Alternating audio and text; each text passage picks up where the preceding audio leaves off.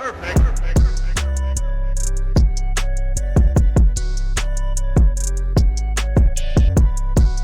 happening, gang? It's your boy Retro back again with another reaction video. Yeah. Today we got another huge update as we're now getting insider updates, new evidence surfacing from inside of that New York State courtroom. That charade case of D. Alvin Bragg, Judge Juan Merchants. We got Alina Habba, legal spokesperson and attorney for Donald Trump, coming forward for new evidence, how this case is heading straight towards the dumps. Been saying this for quite some time. We have to rely heavily on Alina Habba and her testimony because there's only transcripts, no courtroom cameras. It's kind of limited to how many press are inside of that courtroom, and that's even limited because Judge Juan Merchant's liable to kick him out at any moment, guys, when he gets upset or temperamental. So I'm excited to get into the clip and see exactly what's going on there, what Alina Habba has uncovered now. So we get straight into the clips and I'll get my thoughts on the back end, guys. Definitely stick around to the end so you guys get my thoughts on the back end. And also, YouTube pushes this video out. Definitely stick around until the end, you guys. But yeah, let's get straight into the news. Before we do that, though, make sure you guys hit that like button for me and also hit that subscribe button, guys. From the road to the truth, hop aboard for the journey. Let's get into it, y'all. New Yorkers weighing in on the historic trial. Watch this. I think it's so political. It's so obviously political. It's pathetic. I think he needs to pay the price for what he did. I believe President Trump will be acquitted, but then again, I didn't think it would go this far. I think if you're going to vote for him, you're not changing your mind based on the outcome of this case. This is just all BS. It really is. According to a new poll, 65% of New York voters say a guilty verdict would not affect their vote in November. Alina Habba is the Trump legal spokesperson. And Alina, it is great to have you in focus today.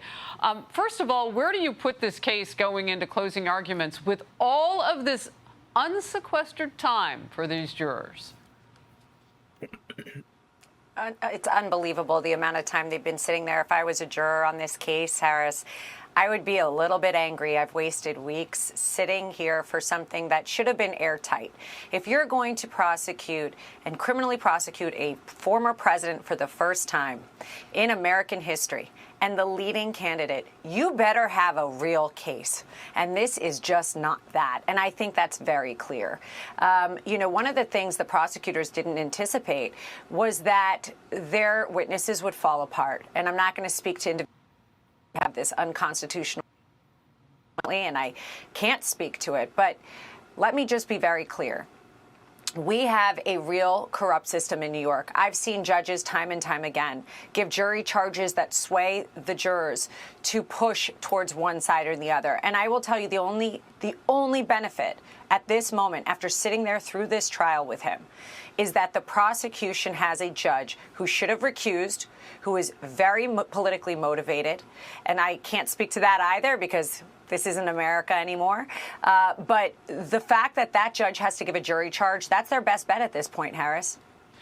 I want to get to the point of the jurors who are not sequestered for the 8 days between the time that they were told they could go back to their lives, their jobs, their homes, a holiday weekend with relatives and friends. Just stay off your devices, basically. Don't talk about the case. What is the reality in all of that? Right. 8 days until they return on Tuesday. Zero. I mean, we have to be realistic here. It's impossible. You cannot expect that these people with a gap like this didn't go home, watch whether it be CNN, MSNBC, or Fox. And I assure you it's probably not Fox. We're in New York, and this is a very blue state. But they're watching that, and they're listening to their opinions, and those opinions affect them. Or their relatives this case and is friends frankly are. a mess from the top to the bottom. Yeah, I mean, I guess my main concern, I'm prayerful that the jury will do exactly what it's tasked to do and to keep some of that out. But they're around people who aren't keeping it out because everybody's got a cell phone. So, I mean, it's right there in your hands. So my question would be just about this whole situation. It's a man who used to be president, who could be president again in just a few months. Why wouldn't you sequester the jury? I agree with you. It is probably the single most historic case we've ever seen in this country. And to not be clear on those things, to not have a fair jury charge, to not have a judge be particularly clean so that there was no chance of a mistrial or a reversal. These things are fatal errors that we're seeing because the political motivation, as we've seen, Harris, to rush these trials against President Trump, to make sure they're done before the November election, and to cover it up by saying no one is above the law, that stupid little catchphrase that they love to say. Well, that's not really your political motivation because Hunter Biden's above the law. Right. Ooh, let's get and we've into seen that. it time and time again.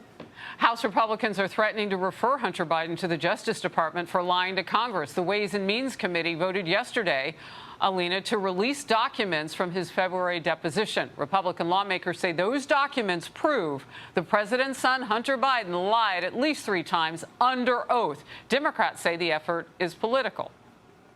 The only defense that at the time, as I recall, when Hunter Biden and his team came up here, was that the IRS whistleblowers, and this is the Democrats' position as well, is that the IRS whistleblowers were somehow against the Biden family. And what they're trying to say is our credibility shouldn't be questioned. Here's the evidence. It does not surprise me that they want to continue to drag out the wild goose chase of the Biden impeachment investigation. He lied under oath. How is that a wild goose chase? We have testimony that the president himself was the top, was the boss man, whatever the term was. We've seen checks. Just because you use 17 shell companies doesn't mean you're not part of the corruption and fraud. We have no time for this in politics. And instead, they're going after Trump for a books and records keeping violation that he didn't even do. He was in the White House, and trying to make it criminal when it's at best a misdemeanor. You know who did a worse crime? A higher class crime? Hunter Biden. And then to lie to Congress. But there is people above the law in this country. It is anybody who's a Democrat, anybody who's part of this regime, and they're not treated the same. So I really hope they hold his feet to the fire. I hope that they make him accountable. It doesn't matter if you're the president's son. But here in this country, we are seeing a dual system of justice. This is a perfect example of it, Harris.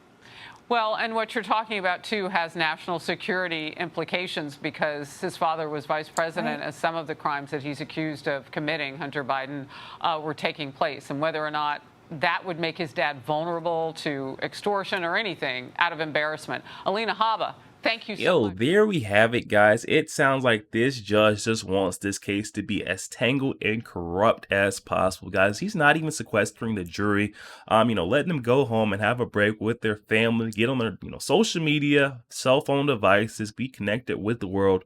Once again, guys, go home and watch MSDNC, get their brains rotted out, tainted on this case. It just is not right. Alina Habba can see straight through it. She's already, looking forward towards getting that appeal process going because we can see where this case is getting kicked down the road to. Initially we're thinking, mistrial, but if the judge is going to allow the jury to be out into public, not hidden away during this time where there's a break in the case. I don't know, guys. It just seems like this judge wants to see this case as tangled up, and as messy as possible in order to get to Donald Trump, keep him in this courtroom tangled up with this charade witch hunt case, revived, brought about upgraded misdemeanor by that corrupt district attorney, Alvin Bragg. This is a Frankenstein case, guys. It was dead, floating in the water.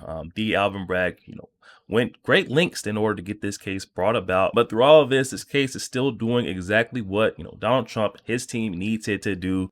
We're seeing this live hand, response from New Yorkers on the street. This is a blue state, guys. This is a blue state, straight Dems. And they're saying that, Donald Trump, even if he's found guilty, we don't care. That was almost 70% of that polling saying that, we don't care what the verdict is. It won't change the way we're voting on Donald Trump. We can see that these are all political witch hunts, charade cases brought about for optics. This is all optics to make sure that the American people, just think that Donald Trump is a bad guy or a criminal. Anyone with half a brain can see that this was the left's last stab trying to get Donald Trump slapped with a felony for that November 5th election day. I don't know, guys. This case is truly becoming one that's hard to call because I want to say that it's heading straight to being, tossed out or, a mistrial. But then with the amount of dirt and corruption that the judge is allowing to be injected within this case, within the jurors, it just leaves room for doubt for me. I don't know, guys. It's hard for me to call. The jurors are in a blue state, guys, and it just seems like they don't see the corruption of Judge Juan Merchan, D. Alvin Bragg. This gag order that they put on Donald Trump. His spokesperson, Alina Habba, is tiptoeing and dancing around on Fox News. She could barely say what she's trying to say about this political judge. I mean, come on, guys. I don't know what we have to say to wake up the jurors. That's why I keep coming on here every single day, covering Juan Merchan, D. Alvin Bragg, in hopes my words and viewpoint on this charade case will get, shared out to the masses, to the point where maybe it gets to one of those jurors' friends or a juror, and they see that this case is so political, guys, and they shouldn't be able to, railroad this guy, Donald Trump. This just isn't right. We can all see straight through this thing, and it just seems like this case is heading towards mistrial. Even through all of this, the non-hideaway of our jurors, the judge allowing them to stay within society and essentially allowing our jurors to be tainted by, their people, their family over the holiday weekend. They don't come back until Tuesday, guys. He's trying to tangle this case up even further because he knows that they don't have much of a case. This thing was built on a very shaky, weak foundation. D. Alvin Bragg, this is his last stab at getting Donald Trump slapped at the felony. All the other charade cases, show cases, went to exactly nothing. Jack Smith was one of the last efforts, and we've seen that case being delayed beyond, definitely the November 5th election date. So this is the last slap, and I don't even think this is a good effort. Guys, definitely hop in the comment section. Let me know your thoughts. We just seen a legal spokesperson, an attorney for Donald Trump, coming forth, giving us some of those insider details, what's going on, how the judge is allowing the jury to stay within society during this, holiday weekend. Guys, definitely hop in the comment section and let me know, do you think our jurors are going to get on their phones immediately, get on the news, MSDNC, CNN, and be looking at what's going on, how the news is reporting over this case? You guys think they're going to hide away and actually follow the judge's orders? Guys, definitely hop in the comment section. Let me know your thoughts. Also, make sure you guys hit that share button and share this out to as many Facebook friends as possible. You guys share the truth in hopes that this gets to one of those jurors. And also make sure you guys hit that like button. It doesn't cost one thing, guys. Hit that like button for your boy, and also hit that subscribe button, guys. We're on the road to the truth. Hop aboard for the journey. I'll catch you guys in the next week. Go.